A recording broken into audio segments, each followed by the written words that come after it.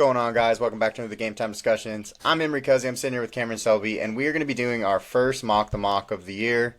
We haven't done one of these since, of course, last year. We did one with Daniel Jeremiah and Mel Kiper, but today we're going to be kicking off with the Mel Kiper draft. He released a 2-round draft, which is actually a lot more fun when you really think about it and just seeing like more fits and stuff because this class is much deeper, but not star-studded. So you want as many second and third round picks as you can get. And so Mel did a good job of breaking it down for us and giving us a couple rounds. Right, yeah, and we actually tried to do this with Mel's most recent mock before this one, and Daniel Jeremiah. We had some technical difficulties uploading and didn't have the time to reshoot because it was old news at that point. So we're giving it another go around, and when DJ puts out his updated one, we'll react to it and any other important ones that we think stand out. But yeah, I don't remember Mel doing a 2-round mock, but Yeah. I thought it was very, very, you know, not necessarily disagreeable. Like I remember last year, we were not on the same page with him, and this year it feels like we kind of are. But it's not like he didn't do anything that was just bold or completely out there. And we'll just talk about that in a very quick moment. Yeah, what Cam is referring to is the first 9 are all pretty chalky. You see Cam Ward, Travis Hunter, Abdul Carter. We expect them to go 1, 2, 3, however you decided. It's basically Cam Ward at 1 and then pick your favorite to Cleveland. And then New England going offensive line. I believe they're now plus 100 to go offensive line. We said that a while back that they weren't going to go Travis Hunter. We were more than right. We expect them to go offensive line in this draft. Jacksonville gets their most mocked player in Mason Graham. The Raiders get Ashton Genty again. We'll just have to get over it. Armand Membu is the climber at right tackle, and the Jets need a right tackle. Makes sense. Jalen Walker has been said to be a top 10 pick, even if we disagree with it. It's everywhere. And then Shadur Sanders is, you told me this earlier, but he's now the favorite to be the Saints pick in this draft. So obviously this is a very chalky top 9, and maybe we'll see some differences on the later drafts for him. Yeah, this is kind of similar to last year, if you guys remember, and we did our final mocks, and there was no trades leading up other than the biggest question was Minnesota going to trade up for J.J. McCarthy or Stan Pat? And a lot of mocks basically were them moving up to 4 and then 4 moving back, Arizona moving back, or 5, whoever it was. I think it was The Giants. No, or the Chargers. Yeah, because we were like, hey, best O-line or O-line 2. Right. But yeah, Cam Ward heavily thrown away favorite with Tennessee to be the first pick. Travis Hunter, very heavy favorite to be the number 2 now. Abdul Carter, if it weren't for Travis Hunter being the second biggest favorite, he is by far the biggest favorite at number 3. And to me, the biggest, I guess, takeaway I have is that that's a very negative impact on New England, who obviously, like we said, they need offensive linemen, and everybody that was trying to convince themselves Travis Hunter was probably the most preferable thing. I just don't think that was their biggest need.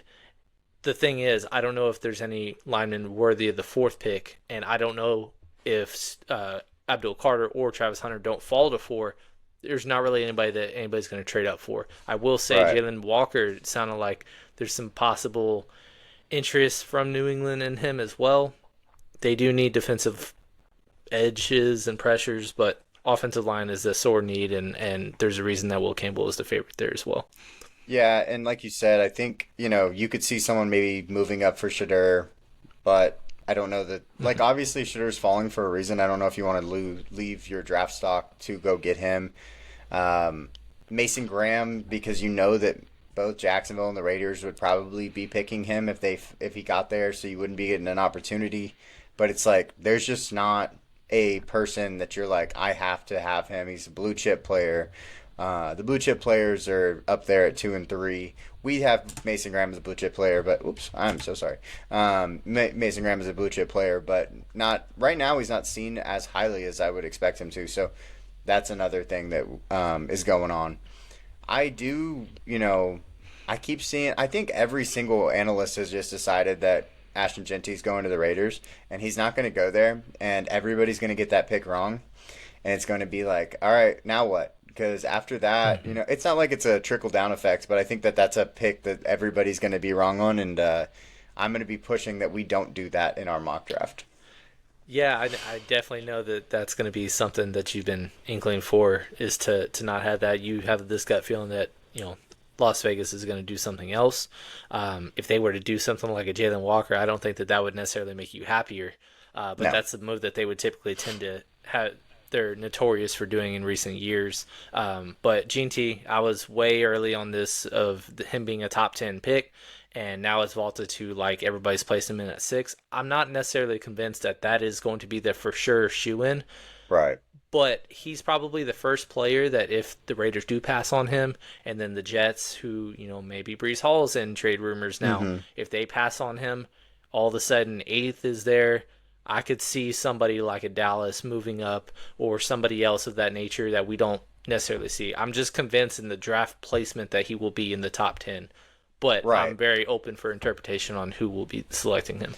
Yeah, I think that Carolina could be like you said, definite team that can move back and grab some extra picks and do some different things. They don't necessarily have a huge need at 8, and so I completely agree with that. And then just talking about the Saints and Shadur Sanders, they did sign Derek Carr, and they're dealing with that, of course. But if you are going to go with Shadur, at least you're going to have him behind a vet, and you get an opportunity to let him sit and hopefully build into a player rather than trying to force his hand and make him play right away.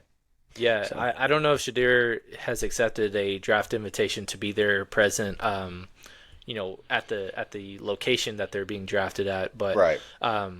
it's going to be a long night if he doesn't get drafted at 9 to New Orleans. I'll say it that way, because there's not really anybody until Pittsburgh, which is at 21, willing to probably take a quarterback without trading up, and I don't think he's necessarily going to warrant multi first round pick investment, which is what a Pittsburgh would do to move up this far, or somebody else in a shocking fashion.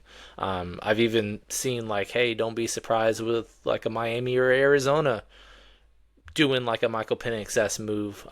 That's Fair. what Adam Schefter has acknowledged, but I think he was probably more so along the lines of a Jackson Dart, being drafted earlier than people want to admit, more so than Shadur. So it's complete unknown. But right now it's kind of more common thread, which is what you were on way early, of him not being a top 3 pick. So that's one of the things that I did want to mention. Yeah, I was trying to push for that in even our first mock because I just don't think the talent's there. But at the same time, at that point, we didn't know what the Giants were going to do, and so it made the most sense. But I was just like, I just don't think anybody's going to want to touch him this early. And right now, he's trending downwards as I kind of expected. And we have a ton of quarterbacks to talk about. We're going to get there in a minute. Let's go on to the biggest winners from this draft. And if you haven't seen the draft yet, we are not going to put the draft up necessarily because it is a paywall and ESPN does it. So we don't want to necessarily give out their picks. But we will be talking about some of the biggest winners from the draft. First up, we have the Chicago Bears. Tight end Tyler Warren at 10, which is a pick that I really like because they did shore up their offensive line for the most part on the interior, and believing in Broderick Jones and Darnell Wright to be able to take on their offensive tackle spots. Absolutely love that. A lot of 12 personnel coming out of there. Walter Nolan absolutely steal at 39, and I love that too. And then, of course, Travion Henderson getting a running back instead of going with Ashton Genty because he's not going to be there, or going for an Omarion Hampton, getting Travion Henderson in the second round, a Jahmyr Gibbs-esque player for Ben Johnson. I think it makes a lot of sense. Yeah, with Chicago, there's a reason that they're first in this order. I mean, they get a top 5 prospect in our big board. They get a top 7 prospect in our big board in the second round, and then Travion Henderson, which we are much higher on than others, all the way in the top 30. So 3 extreme value picks. And what I wanted to mention is, hey, if this hypothetically came true and they were to able to grab Tyler Warren, Walter Nolan, and Travion Henderson, or a huge running back to complement or replace outright DeAndre Swift, what position group are they worse at than Green Bay? They're at the same level or better in every single aspect. Whether you want to say skill group, whether you want to say offensive line is like a wash because there's interior side because of what they've invested in is better than Green Bay, but Green Bay has really strong tackles. Defensive line would be much better. Linebacker core, of course, is much better. secondary is much better. And then if Caleb makes this expected leap that we think under Ben Johnson, I just don't think that there's any argument that you can make at that point that Green Bay would have any kind of inkling to be the superior team this year. And I don't think anybody is really on that right now. Yeah, we were kind of, going back and forth about this, and I'm on the belief that Green Bay is a team that has obvious regression written all over them. At the same time, I think that Chicago has obvious implications to get better because a second year quarterback, adding a coach that is at least going to put his quarterback first and think about how he can develop him. And then if they do things like grab a running back in this class and a tight end in this class, and not just any tight end, I mean, like we said, a top five player in this class, that would push them offensively to be really good. They'll have a second year receiver even in Rome Odunze, who, sophomore year receivers is the breakout time. So I completely agree with you. I think this is, if this happens, I don't think that Green Bay can keep up with this team top to bottom for sure. Mm-hmm. Next up, though, we had the Philadelphia Eagles, and the Eagles basically just allow players to fall into their laps. Mm-hmm. That's just what they do. They get good players, starting off with edge, James Pierce Jr. out of Tennessee. He's number 15 or 14 on our big board. And then Kevin Winston Jr. is one of our guys, one of our guys. And he is overlooked because of the injury that he suffered this year. And a lot of people talk about his talent being first round, but they have to see it. And he already ran a 40 at 4.45 after 6 months after his injury. Yep. He's that guy. And getting him at 64, it's basically, we're just allowing them to win another Super Bowl with these types of picks if this happens. James Pierce apparently has character issues and what have you. Jalen Carter had the same thing, and everybody let Philly just let that fall into their lap when they had the 10th pick, or they moved up one spot to get him. But either way, the fact that they were able to do that, look how that worked out. But yeah, 20 spots better value for James Pierce compared to our big board, which is probably better than most, but still a value pick nonetheless. And then Kevin Winston Jr. over 25 spots. So it's not always about like, hey, where did you draft player, and then where is he in our big board? But it's a fit thing. It's a what do you need thing. And they lost Chauncey Gardner-Johnson, mm-hmm. and then they lost some defensive pressure up front. So big instant impact players that they would get if they were to land these guys. Immediate Josh Sweat replacement when it comes mm-hmm. to James Pierce. And then Kevin Winston, like I said, is just one of my favorite players in the draft. So, I mean, this is just, it's too easy if this does happen for them. San Francisco gets a pair of Michigan Wolverines. And so Will Johnson at 11, he's a little bit higher on our big board, but, they need cornerback. And then they go and get Kenneth Grant. And Kenneth Grant and Walter Nolan both should not be second rounders, and we'll talk about this in a little bit, but like both of those guys are first rounders on almost every mock draft, except Walter Nolan's been right on the edge, but like Kenneth Grant's been in the early 20s, late teens, and going all the way to 43, I think that's a little disrespectful for his talents. Yeah, we haven't really seen him drop that far. He's been as high in the teens, and mostly in the early 20s is what I've seen, and so this was the lowest I've seen him drop. But and then Will Johnson, we've had him mocked there twice already. Mm-hmm. I honestly am completely fine keeping it that way because they've done nothing to replace the corner or DB production that they've lost. And then, I think it would make all the sense in the world. And then transitioning, another Michigan Wolverine, Mason Graham. No secret that we love the Jacksonville Jaguars pairing with them. He is a top 3 player to us. He's actually number 2 on our big board. Yes. So, great value pick, and they are able to luck into a top 3 player at their position at 5, which is always what you want when you're just kind of on the outside looking in, of being able to control your own destiny up top. Meko Buka, another guy that it seems like it's more common that he could be one that is on the outside looking in terms of being a first round pick. I think he's personally worthy of it. We love him as a player. I may be a little bit more excited about him than you are, but dropping to Jacksonville and having a 1-2 duo of Brian Thomas Jr. and Emeka Egbuka, I just think that is all that you could ask for to build around somebody like Trevor Lawrence, who just is absent of weapons at the moment after losing Christian Kirk and then Evan Ingram earlier this offseason. Yeah, no, Emeka Egbuka falling there is, and we have him higher than 36. Yeah, you might be higher on him than I am myself, but it's still, we still have him in the early or the late 20s, and so this is still a value pick, like you're saying. Let's go to the teams that we thought were the biggest losers. Starting off with the Carolina Panthers, and we talked about Jalen Walker a little bit on the top 8, and we're just not there with him. He's in the he's in the 20s, early 20s, early late 20s. teens, I believe, for us. 8's a little rich.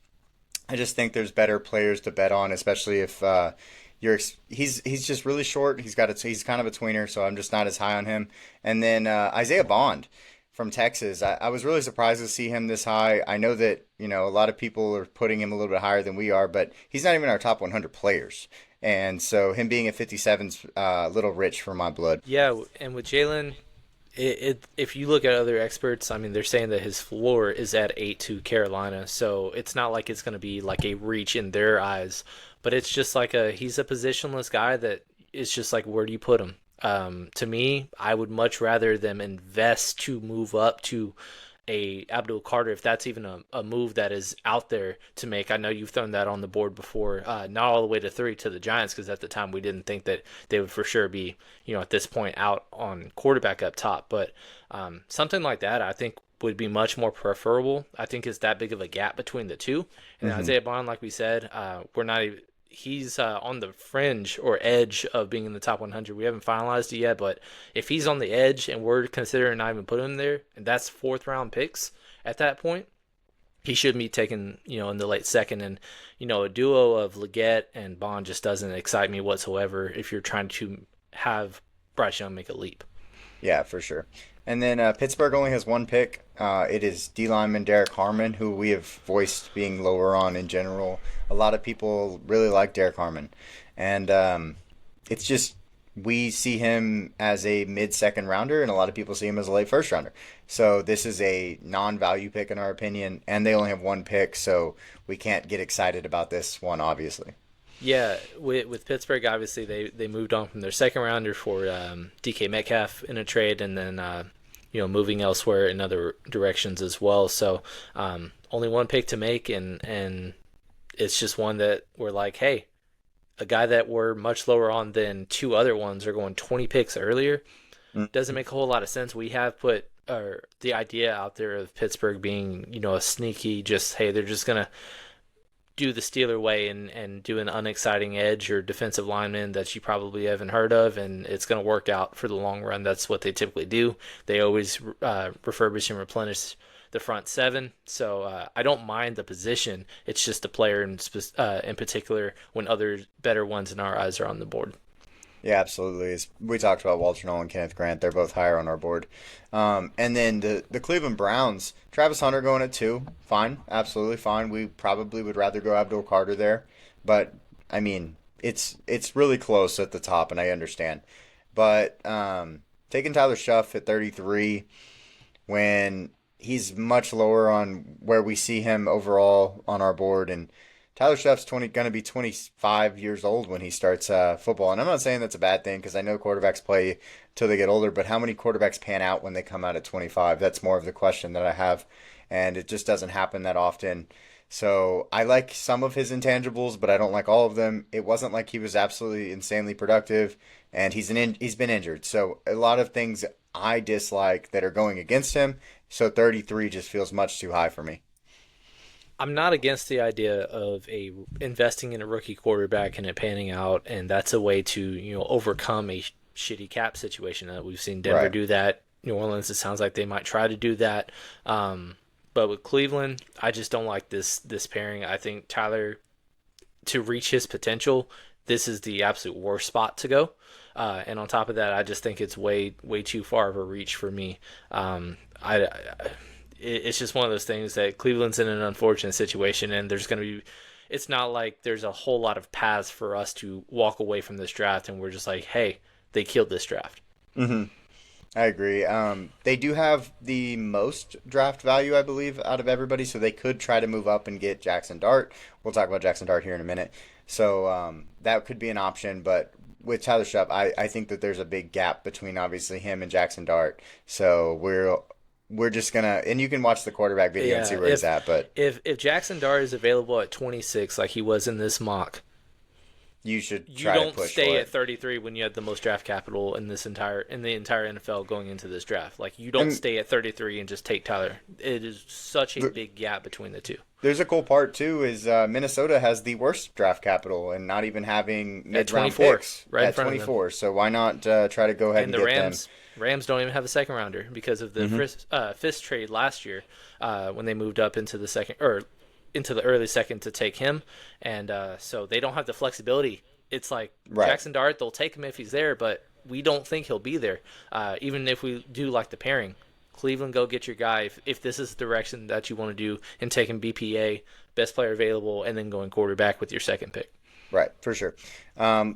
And then the Washington Commanders, and this is more of like, this is based on the fact that they went for double upside player that we're probably big board lower on overall on both of these guys. So, or pretty similar, I guess, with Darian Porter. He's probably a little bit lower overall, but it's just one of those things where you can't just go double upside and hope both of them pan out. You have to pick some safe picks. They don't. I think they have the luxury of doing things like this, like taking a Shamar Stewart because they did play so well last year. But at the same time, I'd like to see them do maybe take a better option here, someone that fits a little bit better in my mind, and that would, kind of work better for me. Yeah, I just personally don't. I doubt that they even stay here to begin with, or at least at 29. They have 5 picks in this entire draft. It's the second lowest draft value in the entire draft this year, and they only have 3 picks in the top 204 picks of the draft, and 2 in the top 125. If you even want to break it down even further, I mean that they just need more picks, and I just think that you can get similar players that are impact right now, much lower down the board, or not lower down the board, but lower later in the draft, because I'm still on board with the fact that there's going to be a guy or two in our top 20 of our final mock that is just going to fall into the middle of the second round, because that always happens, but it's especially going to happen in a class like this when everybody's rankings is just completely jumbled. Yeah, very similar. With a lot of positions. Yeah. So Right. No, I completely agree with that, and I think that's actually, I think the cornerback situation too, and the rankings are going to be different for a lot of people. So I wonder if that'll also affect Darian Porter in this case. Going on though, let's go over to our next slide. It's going to be the quarterbacks. There were 5 quarterbacks taken, and starting off, Cam Ward, of course, we know he's going to be most likely the first overall pick. He's got the best odds by far. Shedeur Sanders, we talked about a little bit. Jackson Dart did fall to 26, which I thought was interesting because, like we said, we don't expect him to fall that far. And then Tyler Shuck and Jalen Milroe going 33 and 34. Jalen Milroe, that's such a big price to pay for him. And I think if you just waited even till the next round, you might still be able to get him, because I know that a lot of people are trying to push him into the second round, and I just don't believe that by one bit. I think he's a 3rd or 4th round quarterback in this class. If he does go in the second round, it's because you're shooting for the potential of, say, Jalen Hurts, but the arm talent is a lot different in my personal opinion. I'm completely on board with you on how insane taking Jalen Milroe that high. Tyler Shuff already, shat on him earlier. Dart, I love the fit to the Rams, just like there is no pressure whatsoever to play this year. And Matthew Stafford, I don't know how quickly his game is going to age. Like, there's people that are of his style that just like to sling it, and then all of a sudden it's just not there anymore. And it happens, in the blink of an eye. I think of a Drew Brees or like Matt Ryan or Phillip Rivers that completely look like different players in like a month's time. So you just never know, and I think that would be a great pairing with Sean McVay. I will say Jalen Milroe, there's about 17 to 18 players every year that get invited to the green room of the draft. Yes. Not only was he invited, he accepted the invite. And I don't think that he would do that if he didn't know. That doesn't necessarily mean he's going to be a first rounder. But if he didn't know he was going to get taken early. So it's not like, hey, I'm going to be shocked if he goes this early. I just don't think he deserves it. And that's basically where I'm at with him. Yeah, I did see that. I was a little surprised that was floating out there but at the same time, I don't know how these boards are going to look because even the quarterbacks are all over the place. I've seen Tyler Shuff as the second overall quarterback on boards, which is a ridiculous thing to say, but at the same time, like these boards are pretty crazy throughout the draft analyst world, and I'm sure they're even crazier. All 32 teams thoughts on these guys, so I'm definitely on board with maybe he goes this high, but I just don't. I believe he's probably a third rounder in this draft class, and I'm just going to believe in it. Let's move on over to our next slide and talk about some of the best second round fits. Considering we never see second round drafts, you don't always get this opportunity to talk about, where fits work in the second round. There's a few guys here that make a lot of sense. We've talked about a couple of them. Emeka Egbuka to Jacksonville was one of our favorite players that we talked about, with Brian Thomas being the alpha there, and him being a wide receiver too, high upside though. Trey Amos to the Dallas Cowboys, I thought that made a lot of sense. Allows Deron Bland to go back to the nickel. And with Jordan Lewis leaving, I think that this is a really good fit, especially because I think they're very similar players, him and why am I blanking? Trayvon Diggs. Yep. And then Quinshon Judkins to Denver. I think that Denver is going to get a really good all-around running back in this situation and really improve their running back room, and still getting him at 51 is awesome. Mason Taylor to the Los Angeles Chargers. I think they need a tight end. I think Mason Taylor is one of the highest floor tight ends. And then Tyleik Williams is one of my favorite players. He's in our top 30 on our big board. He goes to the Buffalo Bills. They need help on the interior defensive line, and he is a run, stop, and full, and I think this is a perfect fit. So with Emeka Egbuka, we mentioned earlier, we just haven't seen him fall that low. I'm kind of more on the board now that I kind of feel like he's an odd man out at this point. Him and even possibly Luther Burden outside of the first round, which Luther, I believe, was 38 to the Patriots in this mock. Just good values. Jacksonville needs a secondary pass catcher, so I like the fit a lot. Trey Amos, like you said, it fills a need. Trayvon Diggs, unlikely to be ready to start the season, so at the very least, he's going to miss the entire offseason program, possibly leaning into the year as well. Second major knee surgery. So that, Deron Bland, I believe in a contract year, they're just going to keep on swinging with second round cornerbacks until they just find a duo that will actually play together in the long run. Denver, everybody wants to put Amari Hampton to 20. I don't think he'll be there, and I don't think another running back's worthy of being that high. But that said, Denver is for sure going to be taking a running back, and we're going to be heavily targeting in best ball somebody going to Denver, and it will be no different if it is Quinshon Judkins. I expect him to be a very, very, fantasy league winner-esque player if this were to happen. I would love this fit. Mason Taylor and the Chargers, they have a tight end need.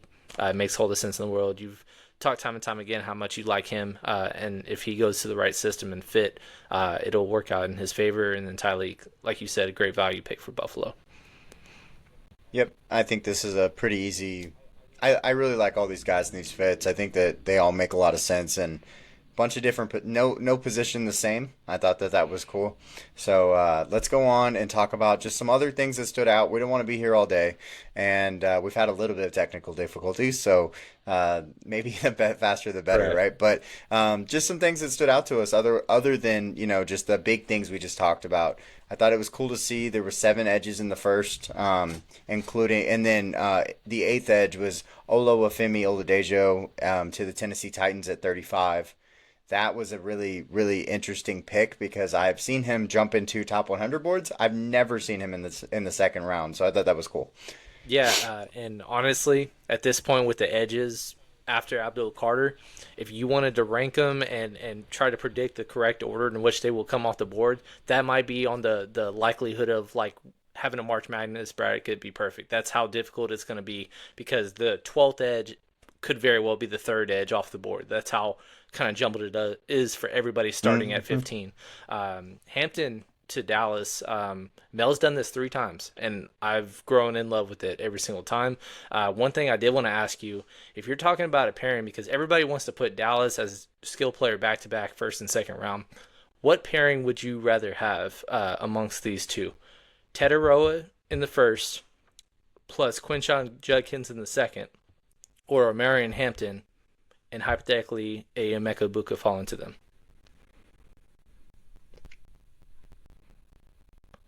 I guess I would side with. I mean, It's, big board wise, it makes a lot more sense to be obviously Hampton and Mhm. Emeka. But I think the fit for Tetaroa in Dallas makes a lot of sense for the fact that, having an X receiver, CD in the slot. I think Quinchon is an absolute stud too. I'm obviously much higher on Amari Hampton. He's a top 10 player to me in this draft class. Well, I think that, maybe Quinchon's a top 50 player. So, yeah, I guess if you're just going for value wise, I think it's obviously on the Omarion Hampton and Emeka Ibuka side. But I do like the fit for the other side with Tetaroa being the big guy at the X Mhm. position. And for what it's worth, Dallas has visited with 3 receivers, a part of their top 30 visits, and one has not been Matthew Golden, who's been heavily mocked to 12 for a lot of people. So I just don't think that that is in the cards. It's not going to happen, guys. And then the next thing we've talked about a couple times, Walter Nolan and Kenneth Grant dropping into the second round. That is ridiculous because of how good this defensive line class is. First of all, both of these guys should be first rounders. Even if you want to put uh, Derek Harmon in the first round, I think both of these guys should also be in the first round. So thought that that was interesting fall to see. I don't have much to say about that. I wish there were. I mean, Derek Alexander was in this Jamock and stuff, but I think that these two guys are obviously much higher on our board, and I think much higher just in general. So, and then Tyler Booker falling to 47. We saw the fall from grace. We were kind of ahead of the fall from grace, but I wasn't expecting him to fall this far. This is a very very big drop. I mean, I think he could drop into the second round, but I don't see it happen going all the way to 47. I thought it was a massive fall. Yeah, with Nolan and Grant, they're just kind of products of a very jumbled mess, and they have Yeah. basically the Jerzon Newton path, which we had him last year as a fringe, 18 to 22 pick, and that was basically how we had it all draft season. And then he fell into the late 30s, early 40s with the Commanders, and he wasn't the first defensive lineman off the board. So Right. I can foreshadow similar paths to both of these guys. I don't think it'll be this far, but somebody's gonna drop, and we're just like, yeah, they have no business being there. That always happens. Tyler Booker, like you said, we've been lower on, but just not many people have put him this far. I mean, Dano Jeremiah right now, he rose him into his latest big board to 20th. Mm-hmm. So, huge value pick for Arizona if they were to do that. They actually in this draft did not go offensive lineman, which is what we've either had them going O line, D line for the most part. So, Yeah, and then the other player that went to Arizona, as you can see at the bottom, it's Matthew Golden, wide receiver one. I don't think he should go that high at 16. It's okay when you get Tyler Booker, I guess, to fall to you, and you normally are projecting an interior offensive lineman to them. But we have him wide receiver five if you include Travis Hunter, so that's not my favorite pick by any means. And then the other two guys, Colston Loveland, top 15. We've been talking about pushing him up and thinking he's going top 15, especially if Tyler Warren goes somewhere like he did to the Bears. Colson Loveland goes to 14 to the Indianapolis Colts. I think Indy is picking one of the two tight ends, no matter what, in my personal opinion. And right. then Donovan Jackson is a first rounder now for the first time we've seen that. Yeah, he's getting some huge boost in draft stock, and Colston Loveland, like you said. As long as Tyler Warren goes top 10, I think it feels pretty good and safe to say that the Colts, that's going to be the pick. Yeah, but we appreciate y'all hanging out with us. I'll stop sharing, and we'll get out of y'all's hair. We have a bunch of stuff coming up, and please go like, comment, and subscribe on this video. Tell us about what y'all really thought was interesting about Mel's draft. I love that he did a two-rounder, like we said. But we will be doing a lot of draft stuff coming up, and then also our draft party on Thursday the 24th for where everybody gets to meet with us, ask questions during the draft. We're going to be live, so y'all can hang out with us. Yeah, we appreciate you guys tuning in. There's going to be several other things we'll be liking, reacting to, and we got final mocks and big boards coming out as well. Yeah, please let us know what you think, and we'll see y'all next time. Later, y'all.